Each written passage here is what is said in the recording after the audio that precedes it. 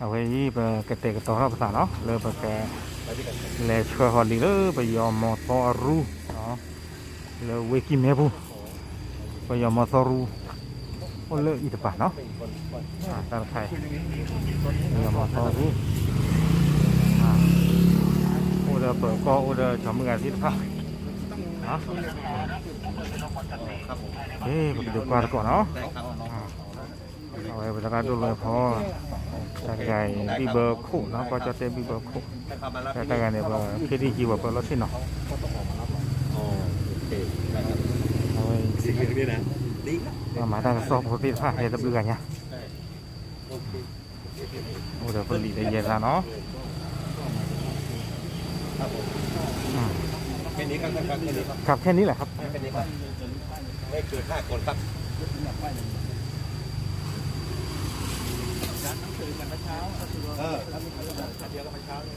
ครับผมอันเดียวกันครับแต่ว่ารูปภาพสื่อยังไม่ได้เก็บหรือยังครับเก็บภาพไปเลยครับอันนี้เราชอบเกี่ยวกับเมโลดี้นี่นะข้างในเหมือนกันนะครับเหมือนกันหมดครับเหมือนกันหมด ขอดูข้างหน้าครับเดี๋ยวนะได้เอาไว้เก็บไว้ได้หลีกแล่เนาะเลยไปแค่ที่หลอกเลยไปยอมมอเตอร์รูที่ทำที่ยิงนะ ตายคาที่เลย คาที่เลยครับนี่ครับสภาพตายคาที่ครับผมหัวเรื่องก็เดียวกัน เหมือนเดียวกันมีการไม่ใช่ความว่าหมู่บ้านดาบพิธภัณฑ์เนาะ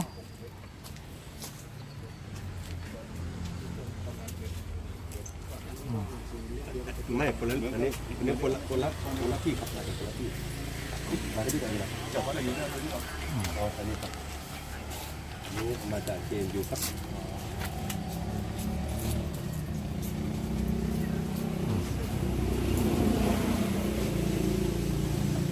เนื้อหาคนละอย่างไรครับ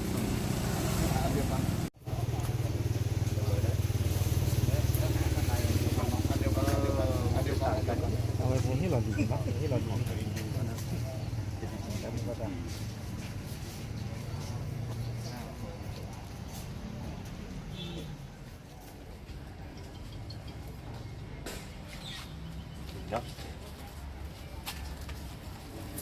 มาจากสิกว่าจะจะหลีเลยที่ผ่านเนาะเราไปที่เรา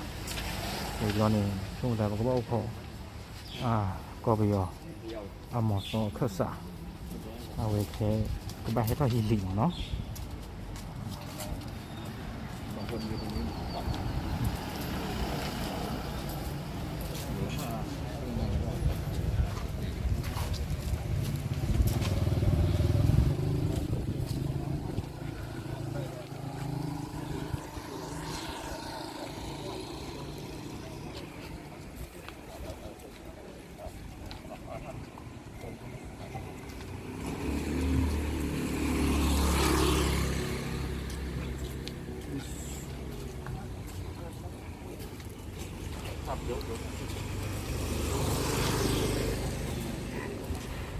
ดีกว่าแต่พูดไปนอนเลยประมาณอร่อย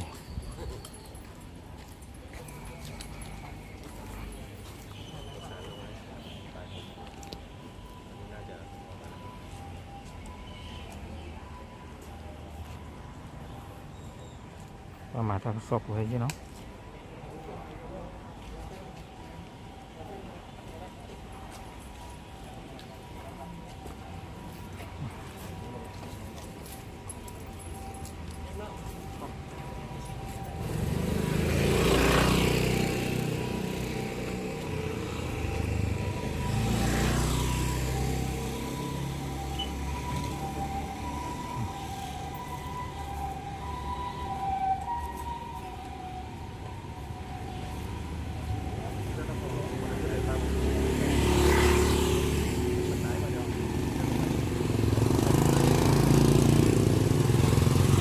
พูดว่าหรอเนาะ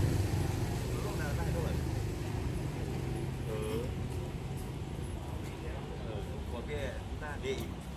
หาทุเรียนเมย์ครับผม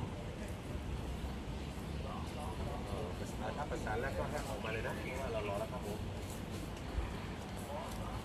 จะถึงว่าคุยเลยดีกว่าตัวพูดเอาไว้เนาะ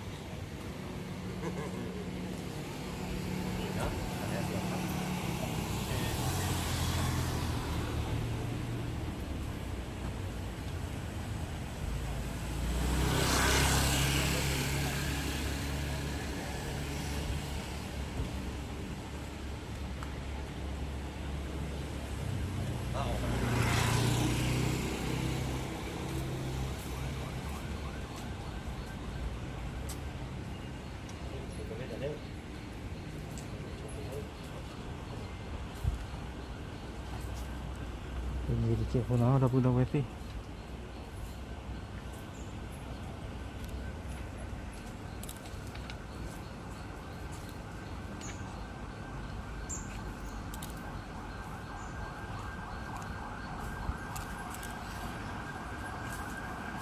ว่าเอาไว้ความมั่งมุ่งมั่นดานเลย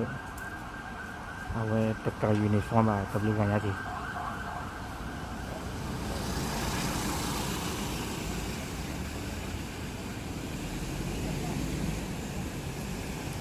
เอาไว้ระยะเนาะ ครับภาษาอะไร การหมดกับที่พัก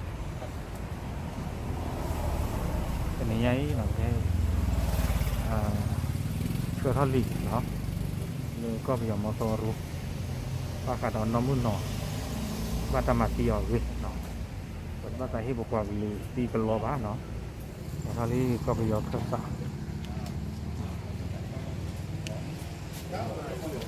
อ้าวขอบคุณครับท่านครับสวัสดีครับพอดีเป็นอย่างนี้นะครับเมื่อวันที่16English oh sorry who translate งานพูดได้แค่อย่างแรกก็ต้องขอบคุณที่ได้มารับหนังสือนะครับ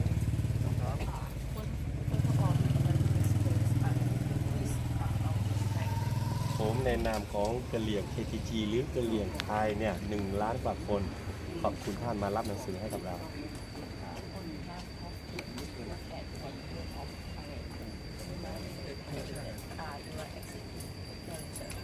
เรื่องราวที่เกิดขึ้นเมื่อวันที่16เนี่ยทหารพม่า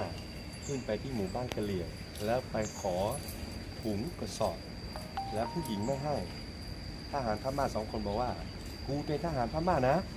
กูไม่ใช่เป็นทหารกะเหรี่ยงแล้วก็ยิงผู้หญิงคนนั้นลูก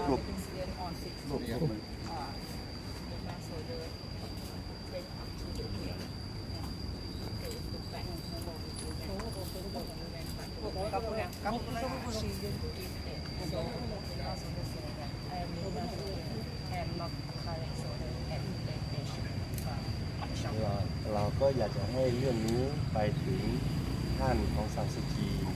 และแบบท่านในโซเชียลไลน์ได้รับรู้ว่าสิทธิมนุษยชนที่พม่าเราหวังว่ามันจะเกิดขึ้น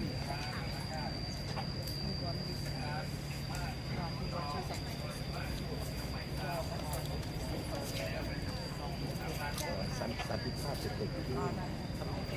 อะไรนะครับ Okay, we'll convey the letter to the Ministry of Foreign Affairs and we'll convey to the authority concerned. ทางกระทรวงจะส่งเรื่องไปให้กระทรวงการต่างประเทศค่ะแล้วก็หน่วยงานที่เกี่ยวข้องในเรื่องนี้ค่ะ ขอความยุติธรรมคืนให้กับผู้หญิงคนนี้ด้วยเนาะ We will just speak for this. ขอบคุณครับ เนาะเอาไว้ไปให้ทอนลีให้ทอนเลยเดิมจากที่พาวิลี่เนาะทำหรือก็มาทำหรือ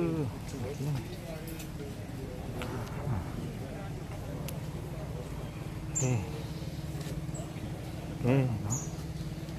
เจอแถลงข่าว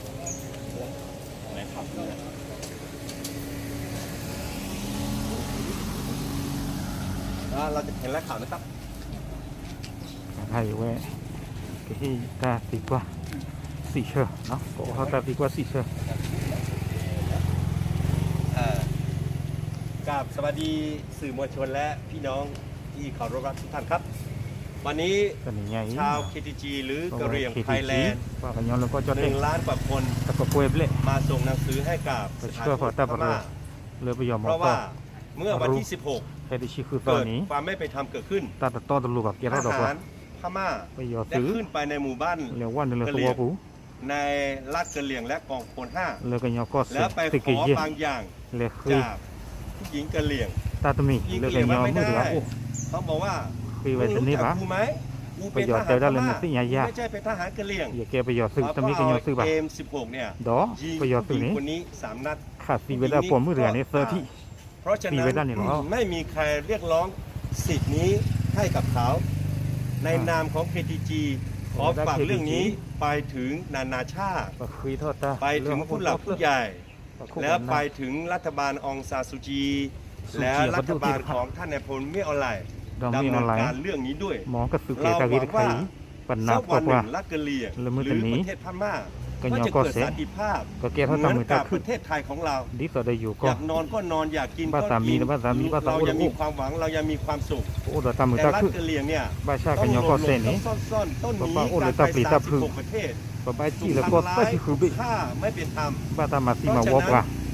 wa ผู้ ko หญิ ni งหรือกะเหรี่ยง ผมมือ 70 ปีเนี่ย